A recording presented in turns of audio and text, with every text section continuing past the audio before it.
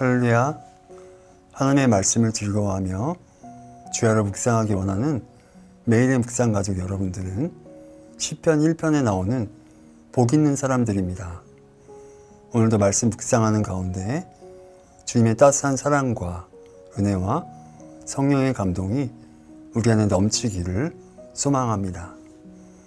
오늘 우리에게 주시는 생명의 양식은 시편 146편 1절과 10절 말씀입니다. 할렐루야, 내 영혼아 여호와를 찬양하라. 시온아, 여호와는 영원히 다스리시고 내 하나님은 대대로 통치하시리로다. 할렐루야. 오늘 본문인 시편 146편에서 150편까지 5편의 시편에 공통점이 있습니다. 5편의 시편은 모두 할렐루야로 시작해서 할렐루야로 마치고 있습니다. 그래서 이 5편의 시편을 할렐루야 시편이라고 부르기도 합니다. 히브리어인 할렐루야는 두 단어가 합쳐진 합성어입니다. 찬양하다, 자랑하다라는 뜻의 독사 할랄의 명령형인 할렐루와 하나님이라는 뜻의 야훼를 축약한 야를 합친 말입니다. 즉 하나님을 찬양하라는 뜻입니다. 하나님을 찬양하라라는 할렐루야는 명령형이라고 말씀드렸습니다. 성경 말씀에 보면 항상 기뻐하라, 쉬지 말고 기도하라, 범사에 감사하라, 내 이웃을 사랑하라 등등의 명령어가 나옵니다. 하나님의 명령은 우리가 해도 되고 하지 않아도 되는 선택과 옵션이 아니라 꼭 지켜 행해야 하는 필수입니다. 그 이유는 하나님의 뜻과 마음이 그 명령에 담겨 있기 때문입니다. 하나님의 명령은 우리를 단순히 통제하기 위함이 아니요 우리를 의의 길로 인도하시며 축복하시기 위함입니다. 시편 147편 1절 말씀을 잘 살펴보면 우리가 왜 하나님을 찬양해야 하는지 3가지를 말하고 있습니다. 시편 147편 1절입니다. 할렐루야, 우리 하나님을 찬양하는 일이 선함이요 찬송하는 일이 아름답고 마땅하도다. 첫 번째는 찬양하는 일이 선하기 때문이라고 말씀하고 있습니다. 두 번째는 찬송하는 일이 아름답기 때문이라고 이야기합니다. 마지막으로 세 번째는 찬양하는 것이 마땅하기 때문이라고 말씀합니다. 우리의 목소리와 우리의 삶으로 하나님을 찬양하고 하나님을 높이는 것은 우리 인생의 가장 선한 일이며 우리의 삶을 아름답게 만들어주며 하나님의 자녀로서 마땅히 해야 할 일인 것입니다. 우리가 지음받은 목적이 무엇입니까? 이 세상을 살아가는 존재의 목적이 무엇입니까? 바로 하나님을 기쁘시게 하고 영화롭게 하는 것입니다. 하나님을 기쁘시게 하고 영화롭게 하는 가장 좋은 방법 중 하나가 바로 하나님을 찬양하는 것입니다. 우리 인생의 존재 목적에 대한 말씀이 있습니다. 이사야서 43장 21절 말씀입니다. 이 백성은 내가 나를 위하여 지었나니 나를 찬송하게 하려 함이니라. 에베소서 1장 5절부터 6절까지 말씀입니다. 그 기쁘신 뜻대로 우리를 예정하사 예수 그리스도로 말미암아 자기의 아들들이 되게 하셨으니 이는 그가 사랑하시는 자 안에서 우리에게 거저 주시는 바 그의 은혜의 영광을 찬송하게 하려 하는 것이라. 우리를 예정하시고 택하시고 우리를 자녀 삼아 주신 은혜에 감사하며 찬양해야 합니다. 시편 150편 6절 말씀입니다. 호흡이 있는 자마다 여호와를 찬양할지어다. 우리의 호흡이 다하는 그날까지 하나님을 찬양해야 합니다. 시편 146편을 묵상하면서 크게 2단락으로 나누어 보았습니다.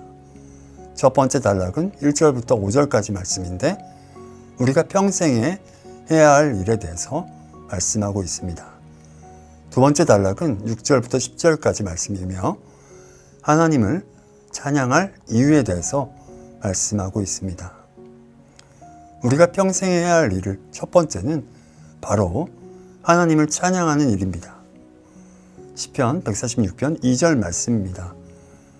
나의 생전에 여호와를 찬양하며 나의 평생에 내 하나님을 찬송하리로다.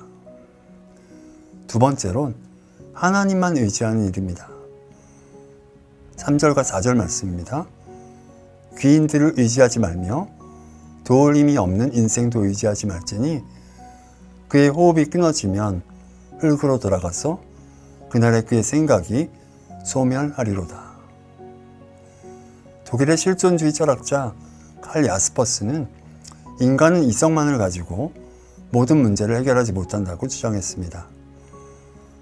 인간이 어떻게 죽음의 문제를 해결할 수 있겠는가?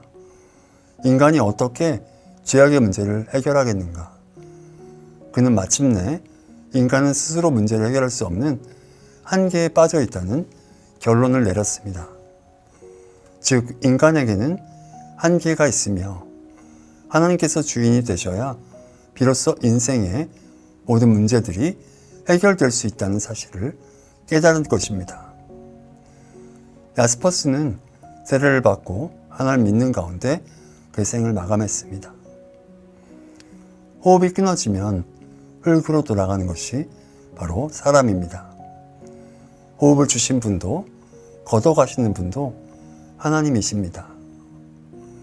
인간의 한계가 있다는 것을 인정하고 하나님만 의지하라는 것입니다. 귀인, 즉 능력이 많은 통치자라 할지라도 호흡이 끊어지면 흙으로 돌아갈 수밖에 없는 연약한 존재이며 누군가를 구원해 줄 수 없는 대상임을 알아야 합니다.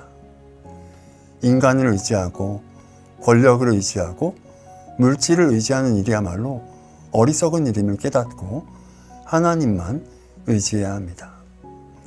세 번째로 하나님께 소망을 두는 일입니다. 5절 말씀입니다. 야곱의 하나님을 자기의 도움으로 삼으며 여호와 자기 하나님에게 자기 소망을 두는 자는 복이 있도다. 이 땅에서의 삶이 결코 만만하지 않습니다. 때로는 너무 지치고 힘이 들고 괴로운 일이 찾아와서 고민에 깊이 빠지기도 하고 눈물이 앞을 가릴 때도 있습니다. 희망조차도 사라지는 것과 같아 모든 것을 포기하고 싶을 때도 찾아옵니다. 하지만 우리의 도움이 되시며 문제의 해결사가 되어주시는 하나님에게 소망을 두어야 희망을 가질 수 있고 이 어려움을 견디고 극복할 수 있습니다. 야곱의 하나님은 고난 중에 있는 성도들에게 위로와 보호를 베푸시며 복을 주시는 하나님을 일컫는 호칭입니다. 시편 146편 6절부터 10절에는 하나님을 찬양할 이유가 나옵니다. 하나님의 행하신 일들과 하나님의 성품이 나열됩니다.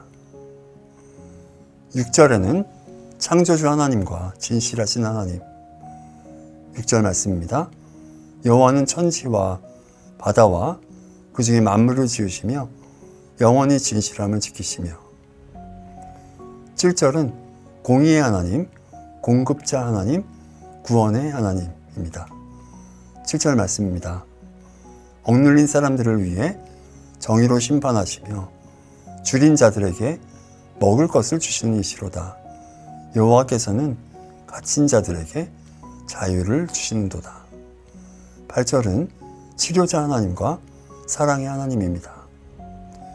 8절 여호와께서 맹인들의 눈을 여시며 여호와께서 비굴한 자들을 일으키시며 여호와께서 의인들을 사랑하시며 9절 말씀은 약한 자의 하나님입니다.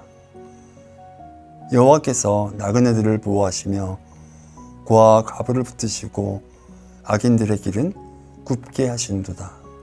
10절은 왕이신 하나님입니다. 10절 시온아 여호와는 영원히 다스리시고 내 하나님은 대대로 통치하시리로다. 할렐루야. 말씀을 마무리하겠습니다. 하나님을 찬양하는 것은 가장 선한 일이며 아름다운 일이며 마땅히 해야 하는 일입니다. 혹시 찬양하기 어려우신 분들이 있으십니까? 하나님께서 우리 가운데 행하신 일들과 베푸신 은혜를 헤아려 보십시오.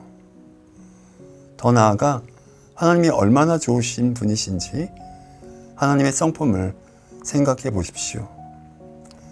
사랑의 하나님, 자비의 하나님, 성실하신 하나님, 구원의 하나님, 우리를 고치시고 싸매시는 하나님, 능력과 지혜가 한이 없으신 하나님, 우리를 돌보시고 인도하시는 가장 좋은 목자 되신 하나님, 우리에게 한없는 축복과 은혜와 사랑을 베풀어 주신 하나님.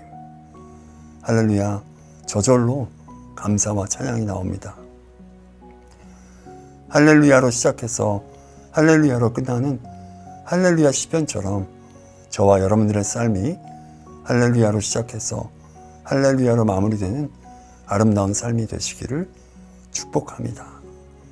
우리가 가진 모든 것을 다해 온 마음과 정성을 다해 그리고 우리의 삶을 다해 하나님을 찬양합니다. 기도하시겠습니다. 할렐루야, 찬양받기 합당하신 하나님, 모든 찬송과 존귀와 영광을 올려드립니다. 오늘도 우리에게 영원의 만나에 매출하기를 내려주신 주님의 은혜에 감사를 드립니다. 하나님께 감사하고 찬양하며 예수님을 자랑하는 것을 게을리했던 저희들을 용서하여 주옵소서. 시편 말씀처럼 내 평생에 하나님을 찬양하며 하나님만 의지하며 하나님께 소망을 두며 살아가는 우리 모두가 되게 하여 주옵소서. 우리의 삶의 이유가 되시며 소망 되시는 예수님의 이름으로 기도드립니다. 아멘.